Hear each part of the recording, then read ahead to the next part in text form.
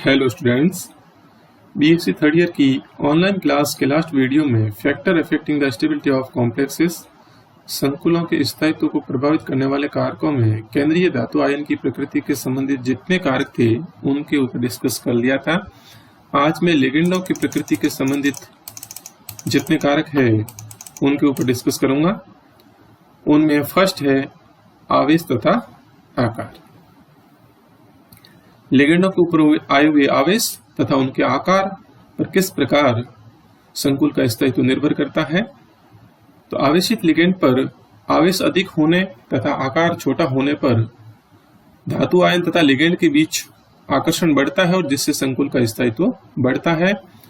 यानी आवेशित लिगेंड के ऊपर आवेश अधिक है तथा आकार छोटा है उसका, तो उस स्थिति के अंदर धातु आयन और लिगेंड के बीच जो बनने वाला बॉन्ड है वो स्ट्रांग होगा और इस स्थिति के अंदर संकुल का स्थायित्व भी अधिक होगा। जैसे यहाँ पे फ्लोराइड आयन का आकार है वो क्लोराइड के आकार से छोटा होता है और यहाँ पे आयरन का जो है फ्लोरोलिगेंड के साथ में बनने वाला संकुल, और इसमें आयरन की ऑक्सीडेशन स्टेट 3+ है, जबकि यहाँ क्लोरोलिगेंड के साथ में बना हुआ ये कॉम्प्लेक्स आयरन का, इसमें भी यहाँ पे आयरन की ऑक्सीडेशन स्टेट है वो +3 है। समान ऑक्सीडेशन स्टेट के अंदर एक बार लिगेंड है फ्लोरो, दूसरा लिगेंड है यहाँ क्लोरो। जब फ्लोरो लिगेंड है तो उसका बनने वाला कॉम्प्लेक्स का स्थायित्व स्थिरांक है वो 10⁻6 है, जबकि क्लोरो लिगेंड है तो उसका स्थायित्व स्थिरांक है वो मात्र 20 होता है, 20 ही होगा। यानी यहाँ पे दोनों कॉम्प्लेक्सेस के स्थायित्व स्थिरांक का मान आप देख रहे हैं तो फर्स्ट वाले का तो बहुत अधिक है, जबकि सेकंड वाले का फर्स्ट वाले की तुलना में बहुत ही कम है। तो यहाँ पे ये लिगेंड के आवेश और आकार के ऊपर कैसे निर्भर कर रहा है। तो यहाँ पे आकार इसका छोटा है फ्लोरोलिगेंड का, तो उसका बनने वाला जो कॉम्प्लेक्स है उसका स्थायित्व स्थिरांक का मान भी बहुत अधिक है। तो हैलाइडों के संकुलों के स्थायित्व का क्रम जो है वो इस प्रकार से है। जब फ्लोरोलिगेंड है तो उसका जो कॉम्प्लेक्स होगा उसका स्थायित्व सबसे अधिक होगा, फिर उसके बाद में नेक्स्ट क्लोरोलिगेंड है, फिर ब्रोमो और आयोडो वाले का सबसे कम स्थायित्व स्थिरांक होगा, यानी इस संकुल का स्थायित्व सबसे कम होता है। सेकेंड यहाँ कारक है लिगेंड की क्षारीय प्रकृति। एक प्रबल क्षार एक अच्छा इलेक्ट्रॉन दाता होता है। ये लुईस की धारणा के अनुसार यही है कि क्षार वो होते हैं जो इलेक्ट्रॉन दाता होते हैं और एक प्रबल क्षार वही होगा जो अच्छा इलेक्ट्रॉन दाता होता है। अतः जिस लिगेंड की क्षारीय प्रकृति जितनी अधिक होगी वो लिगेंड धातु आयन को अपने इलेक्ट्रॉन युग्म आसानी से स्थानांतरित करेगा तथा प्रबल बंध बनाएगा। इस प्रकार बना संकुल है वो अधिक स्थायी होता है।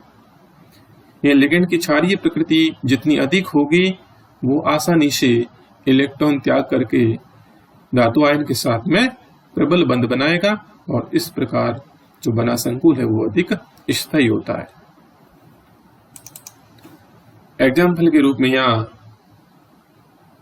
एमीन लिगेंड और यहाँ पे एक्वा लिगेंड की तुलना की गई है। तो यहाँ एमीन है वो एक्वा की तुलना में तथा जो एक्वा लिगेंड है वो हाइड्रोजन फ्लोराइड HF की तुलना में ज्यादा अच्छे लिगेंड है। क्षारीय प्रकृति है वो यहाँ पे एक्वा की तुलना में यहाँ पे एमीन लिगेंड है जिसमें नाइट्रोजन की डोनर एटम है, यहाँ पे नाइट्रोजन है, यहाँ ऑक्सीजन है। तो यहाँ पे डोनर एटम जो नाइट्रोजन है वो आसानी से इलेक्ट्रॉन युग्म जो है प्रदान करता है और धातु आयन के साथ में जो बॉन्ड बनाएगा वो स्ट्रांग बनाएगा और इससे बनने वाला संकुल है वो अधिक स्थायी होगा। यदि एक्वा लिगेंड है तो उससे एमीन वाले लिगेंड का संकुल ज्यादा स्थायी है। इसी प्रकार से यहाँ पे HF की तुलना में जो एक्वा यानी यहाँ पे डोनर एटम है वो फ्लोरो है और यहाँ पे ये ऑक्सीजन है। तो जो फ्लोरीन की तुलना में यहाँ ऑक्सीजन है डोनर एटम है वो आसानी से इलेक्ट्रॉन युग्म प्रदान करता है, क्षारीय प्रकृति अधिक है, अर्थात इसका जो संकुल यौगिक बनेगा वो ज्यादा स्थायी होता है। यानी क्षारीय प्रकृति बढ़ने के साथ साथ में जो बनने वाला कॉम्प्लेक्स है वो अधिक स्टेबल होता है। थर्ड यहाँ पे है फैक्टर, वो है किलेट प्रभाव। जिन संकुलों में किलेट वलय पाई जाती है वे संकुल किलेट वलय नहीं पाए जाने वाले संकुलों से अधिक स्थायी होते हैं। एक तो ऐसे संकुल जिनमें किलेट वलय पाई जाती है और एक ऐसे संकुल जिसमें किलेट वलय नहीं पाई जाती है। दोनों की तुलना करें तो जो किलेट वलय पाई जाती है वे संकुल अधिक स्थायी होते हैं, अर्थात एक दंतुक लिगेंडों से बहुदंतुक लिगेंडों के साथ जो बनने वाले संकुल है वो ज्यादा स्थायी होते हैं। इससे किलेट प्रभाव कहते हैं।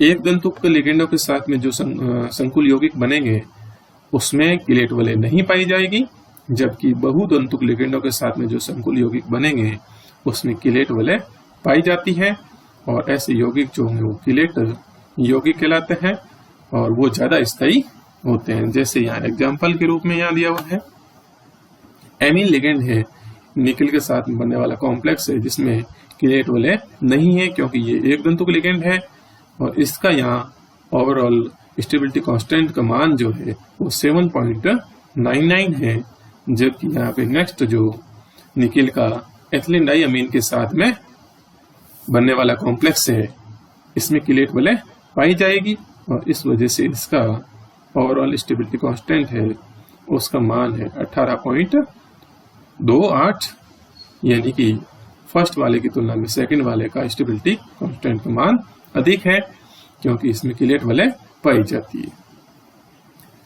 किलेट संकुलों के अधिक स्थायी होने के निम्न कारण हैं, यानी किलेट संकुल है वो अधिक स्थायी क्यों होते हैं तो उनके कारण दे रखे हैं। फर्स्ट यहाँ पे है कि किलेट संकुलों में विषम चक्रीय वलय बनती हैं जिसे तोड़ना कठिन होता है।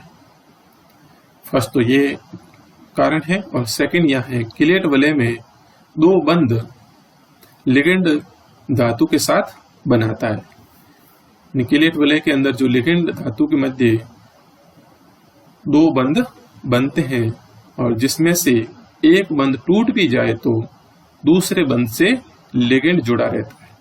दूसरे बंध से यहाँ पे लिगेंड है वो धातु आयन से जुड़ा रहेगा, अतः टूटे बंध के वापस बनने की भी संभावना रहती है। और तीसरा यहाँ पे कारक है किलेट संकुल बनने में एंट्रोपी परिवर्तन है उसका मान धनात्मक होता है, अतः मुक्त ऊर्जा परिवर्तन डेल्टा जी का मान है वो ऋणात्मक होगा और जिससे संकुल का स्थायित्व बढ़ता है। तो इस प्रकार यहाँ पे जो किलेट यौगिक होते हैं वो बिना किलेट वालों की तुलना में अधिक स्थायी होते हैं। नेक्स्ट यहाँ पे फैक्टर है किलेट वलयों की संख्या। संकुलों में किलेट वलयों की संख्या बढ़ने पर उनका स्थायित्व भी बढ़ता है। यदि संकुल यौगिक में किलेट वलयों की संख्या बढ़ रही है तो उनके साथ साथ में उनका स्थायित्व भी बढ़ता है। जैसे यहाँ पे एग्जाम्पल के रूप में यहाँ पे संकुलों के स्थायित्व का क्रम दिया रखा है और किलेट वलयों की संख्या दे रखी है। तो फर्स्ट वाला जो कोबाल्ट के सब कॉम्प्लेक्स कंपाउंड है वो कोबाल्ट के साथ बने हुए हैं, केवल यहाँ पे लिगेंड चेंज हो रहे हैं। तो कोबाल्ट के साथ में फर्स्ट एमीन जब लिगेंड है, एमीन लिगेंड होगा एक दंतुक लिगेंड है और इस स्थिति के अंदर यहाँ पे कोई भी किलेट वलय नहीं होगी, किलेट वलयों की संख्या 0 है तो इसकी स्टेबिलिटी है वो सबसे लोअर है। नेक्स्ट यहाँ पे कोबाल्ट का एथिलीन डाइअमीन के साथ में बना हुआ कॉम्प्लेक्स है और इसमें यहाँ पे किलेट वलयों की संख्या 2 होगी और यहाँ पे नेक्स्ट जो है कोबाल्ट का यहाँ पे ट्राईइन के यानी कि ट्राई एथिलीन टेंट्रामीन के साथ में बना हुआ कॉम्प्लेक्स है जिसमें किलेट वलयों की संख्या 3 है। और नेक्स्ट जो है कोबाल्ट का डाई एथिलीन ट्राईएमीन के साथ में बना हुआ कॉम्प्लेक्स है जिसमें किलेट वलयों की संख्या 4 होती है। तो यहाँ पे इसी प्रकार से यहाँ पे संकुलों के स्थायित्व का क्रम भी बढ़ रहा है, जिसमें किलेट वलयों की ज्यादा संख्या है उसमें उसका स्थायित्व भी अधिक है। नेक्स्ट यहाँ पे पॉइंट है किलेट वलय का आकार, उनकी साइज के ऊपर किस प्रकार से संकुल का स्थायित्व निर्भर करता है। संकुलों का स्थायित्व वलय में उपस्थित परमाणुओं की संख्या पर निर्भर करता है। जैसे धातु आयन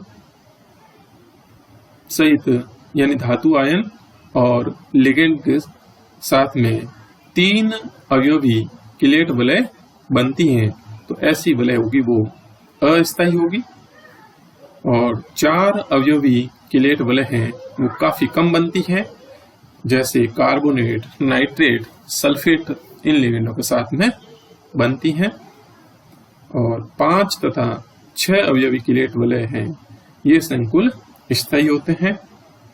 और वलय यदि संतृप्त है यानी कोई डबल बॉन्ड या ट्रिपल बॉन्ड इस प्रकार से नहीं है, तो वलय संतृप्त हो तो 5 अवयवी किलेट वलय स्थायी होते हैं, जबकि वलय असंतृप्त है यानी डबल बॉन्ड उपस्थित हो तो 6 अवयवी किलेट स्थायी होती हैं, क्योंकि इन स्थितियों में यहाँ पे स्ट्रेन होगी, तो खिंचाव है वो कम होगा, और जब स्ट्रेन कम होगी तो वो वलय अधिक स्थायी होती है।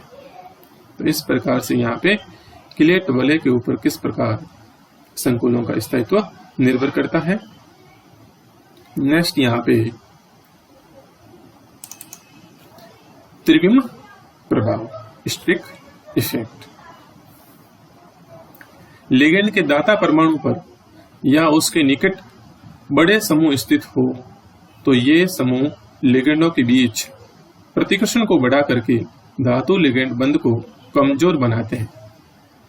यानी कि यहाँ पे लिगेंड के जो दाता परमाणु उसके ऊपर या उसके निकट कोई बड़े समूह उपस्थित है, तो ये समूह लिगेंड और धातु आयन के बीच प्रतिकर्षण को यहाँ पे बढ़ा करके धातु लिगेंड की मध्य जो बंध है उसको कमजोर बनाते हैं, और जिससे संकुलों का स्थायित्व कम होता है। और इसे यहाँ पे त्रिविम प्रभाव यानी स्टिक इफेक्ट कहते हैं। यानी कि त्रिविम विन्यासी बाधा उत्पन्न हो रही है, एक तरह से त्रिविम प्रभाव मतलब यहाँ से है बड़े समूह उपस्थित होने से है, और यहाँ पे इस स्थिति के अंदर संकुल का स्थायित्व है वो कम होता है, स्टेबिलिटी घटती है। एग्जाम्पल के रूप में यहाँ पे एक संकुल जो दे रखा है जिसमें मेटल के साथ में लिगेंड है वो इथिलीन डाइअमीन है, और नेक्स्ट यहाँ पे जो मेटल के साथ में लिगेंड है वो है टेंट्रा मेथिल एथिलीन डाइअमीन है।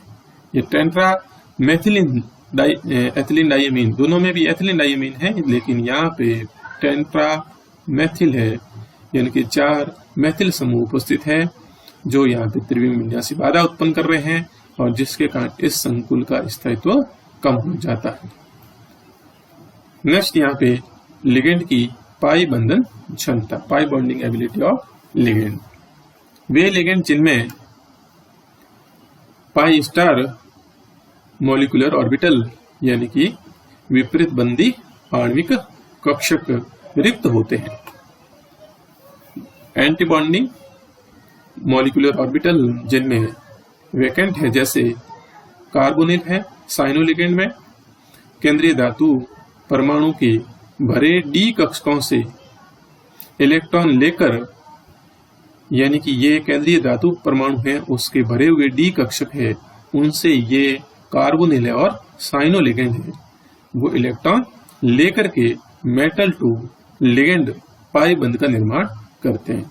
पाई बॉन्ड बनेगा जो मेटल टू लिगेंड, यानी इलेक्ट्रॉनों का यहाँ पे स्थानांतर कहां से हो रहा है, मेटल से लिगेंड की ओर हो रहा है, बंध बनता है, जिससे धातु पर लिगेंड टू मेटल जो सिग्मा बंध बनता है, जिसके कारण आए ऋणावेश को वापस स्थानांतरित कर देते हैं, और इस प्रकार इन लिगेंडों के साथ बने संकुल अधिक स्थायी होते हैं।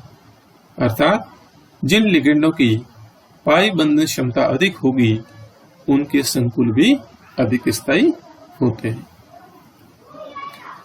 नेक्स्ट पॉइंट है यहाँ पे बलकृत विन्यास, फोर्स्ड कॉन्फ़िगरेशन।